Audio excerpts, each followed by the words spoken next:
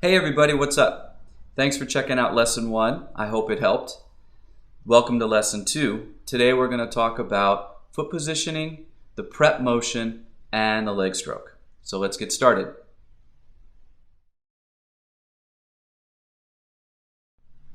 To gain the most control out of the pedal and to get the most rebound, it's crucial that you have your foot placed on the sweet spot of the pedal.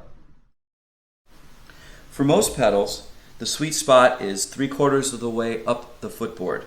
Now I'm using a DW5000 heelless pedal, and for me the sweet spot is definitely between the 5 and the DW. Now if I slide my foot all the way back, I can get plenty of rebound out of the pedal. The problem is I won't be able to control it. If I slide my foot all the way up, I'll get plenty of control, but very little rebound.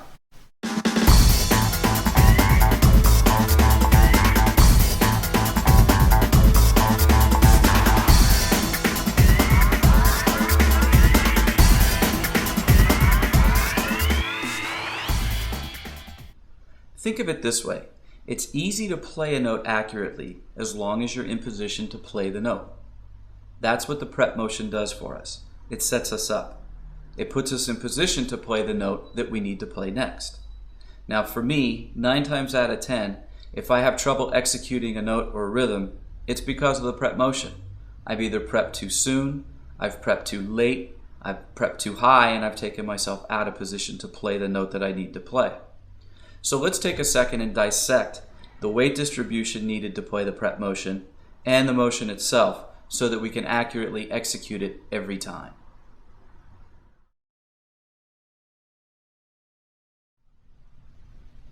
A great way to dissect the weight distribution for the prep motion is to practice it without the springs.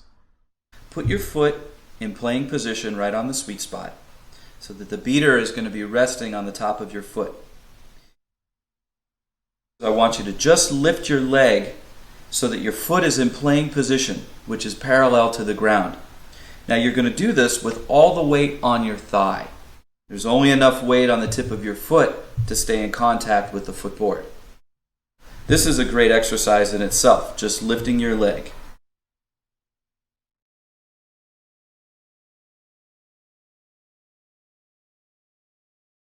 Put your foot on the sweet spot, and you'll notice that the beater is going to be resting about 3 to 4 inches off of the head.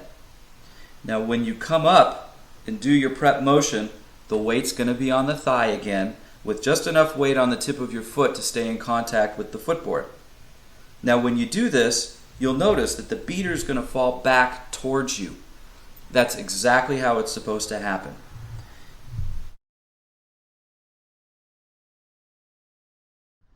The leg stroke is the most versatile stroke. It's used for single strokes, and it's used for slow to medium tempo consecutive strokes.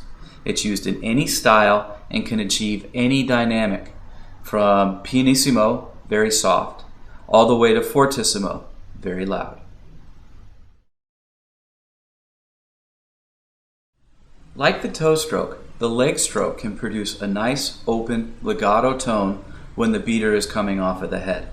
The only difference is now you get a lot more attack because you have the weight of your leg behind the stroke. You can also get a nice dead tone out of the drum if you choose to play the leg stroke and leave the beater into the head.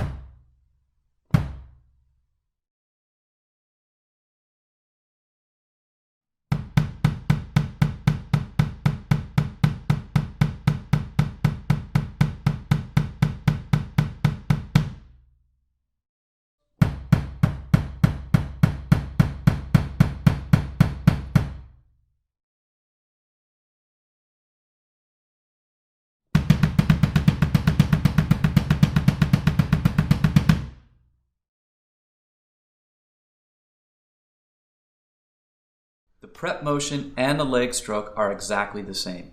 The only difference is the weight distribution after the stroke. We've learned so far that to play off of the head, the weight transfers from the thigh to the heel as it rests on the heel plate or the floor. To play a dead tone, the weight transfers from the thigh to the toes.